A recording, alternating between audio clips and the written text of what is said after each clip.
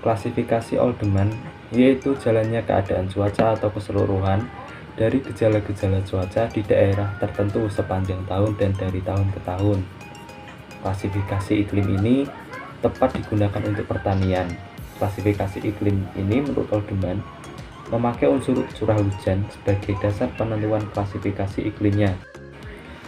Klasifikasi iklim ini adalah salah satu faktor yang memengaruhi produksi dan pertumbuhan tanaman, serta digunakan untuk menduga keragaman tanaman dan mengetahui apakah tanaman dapat hidup di suatu iklim tertentu. Berikutnya ada klasifikasi iklim menurut Smith-Ferguson.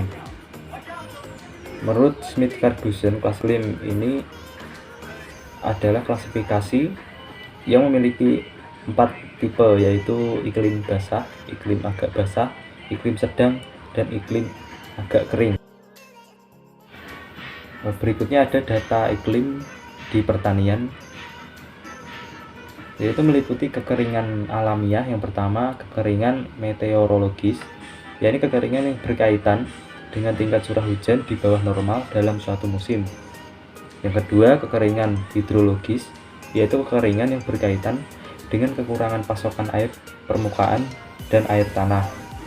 Yang ketiga, kekeringan pertanian yang berhubungan dengan kekurangan kandungan air di dalam tanah sehingga tidak mampu memenuhi kebutuhan tanaman tertentu pada periode waktu tertentu pada wilayah yang luas.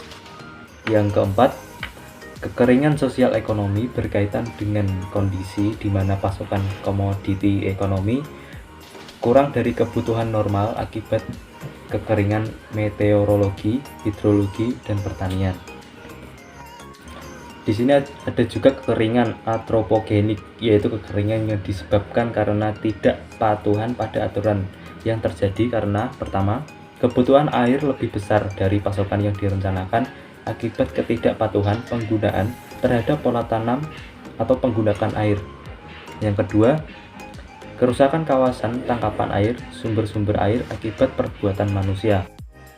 Perubahan iklim terhadap pertanian, yaitu dampak dari perubahan iklim ini dirasakan oleh semua sektor kehidupan, namun dampak terbesar sangat dirasakan di sektor pertanian.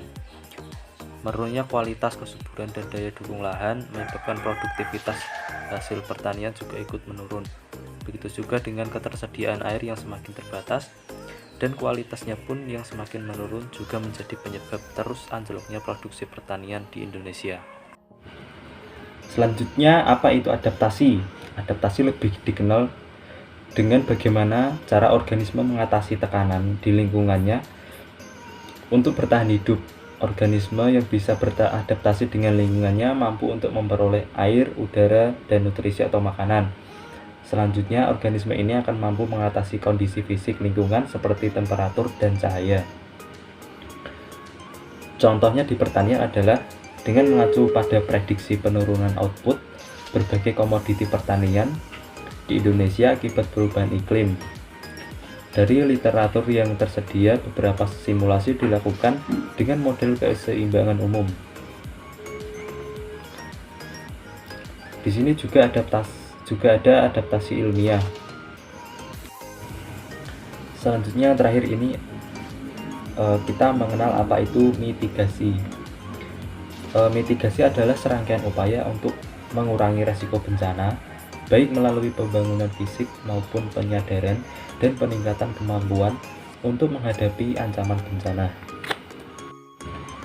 Di sini ada juga tujuan mitigasi, yaitu yang pertama, mengurangi dampak yang ditimbulkan khususnya bagi penduduk.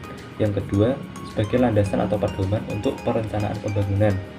Dan yang ketiga, meningkatkan pengetahuan masyarakat dalam menghadapi serta mengurangi dampak atau resiko bencana sehingga masyarakat dapat hidup dan bekerja dengan aman.